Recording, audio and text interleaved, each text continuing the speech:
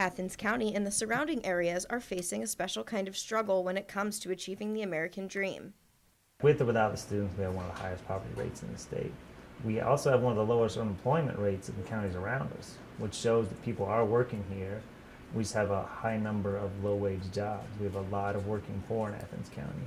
The history of the region has been one of struggling to provide those life chances, so to speak, for people to be able to sustain the lives they want to live in a way that, not just avoids poverty, but even achieves kind of a middle-class American dream kind of lifestyle. A guessing game. This is a game that Fawn loves. I think that feather is a dove's feather.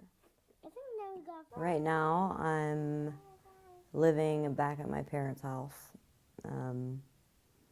I've moved. I lived in the Hope Drive Apartments, which is like Section 8 housing, income-based housing, for like 2 years. Jessica Runyon's story about her American dream is actually common in Southeast Ohio. According to the census, nearly a third of people in Athens County live below poverty level. Nick Clausen, who works for Athens County Job and Family Services, believes that this high poverty rate affects people's ideas of the American dream in this region. We talk to kids who've never left Athens County before, and if you've never even gone anywhere, and if your family moved, you don't have a stable house, your family's moving from place to place, food is scarce, you're switching schools, you might not have nice clothes. The American dream is going to be different for you. It's just about survival. For Jessica Runyon, survival was being a single mother, getting financial aid for college, and paying rent on time. In the middle of the month, they have like some guy serve me with an eviction notice, and it was like, you have to be out in 3 days. And I was like, are you kidding me? Runyon says she struggles with the stigma of being in poverty. Yeah, I know some people will just like live off of welfare and stuff until they can't do it anymore. But it's like, I don't know.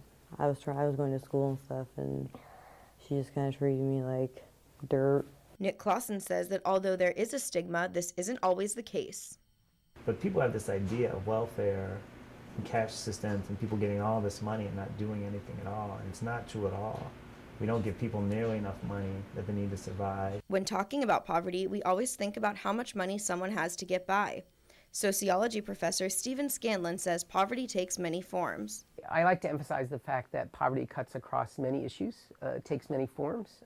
It could be economic, certainly, but it could also be food poverty. It could be poverty of opportunity. It could be educational or health related. It could be work related, working poor, those types of things. Runyon says that she is lucky. She has the help of her family. But many people in Appalachia have nowhere to go. One of those people we met was Toma Terry, who goes to the workstation for somewhere to stay during the day and then to a shelter at night. I stay currently at the Timothy House. The house opens up at 5:15. I sleep, wake up in the morning at 10 minutes to 7. The door downstairs opens up at 7:30 in the morning. I have 1 cup of coffee. I drink coffee. I say goodbye to everyone at the house, and I walk up 2nd Street, down Columbus Road to the Plains, and come to the workstation every day unless I have work. Toma is one of the many homeless living here at the Timothy House, but his story of getting here may be different than you'd expect. Toma was a man living in his own home with a degree in holistic medicine. Dealing with the service industry, which brought me into holistic medicine and the completion of that, which I'm working towards my PhD in that now. But his plans were put on hold when he was arrested for forgery. So, can you tell me what your experience was like in prison? Prison. Respect.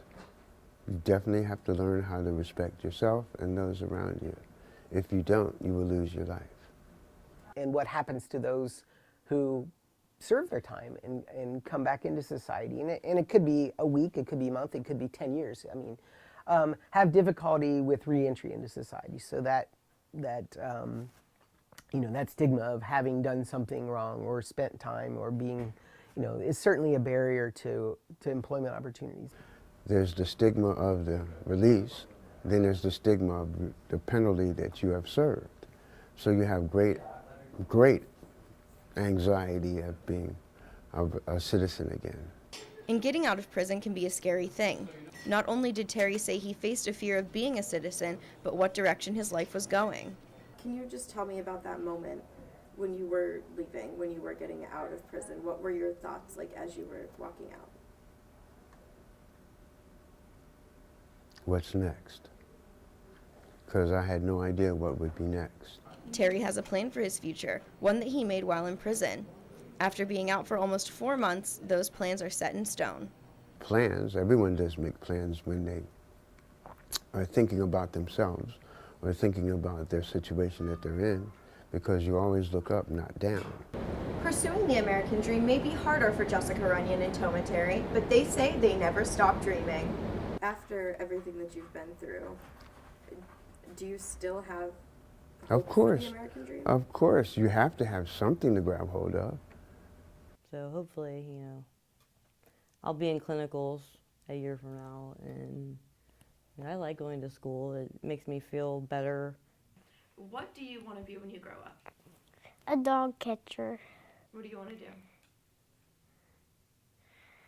I want to fix them up.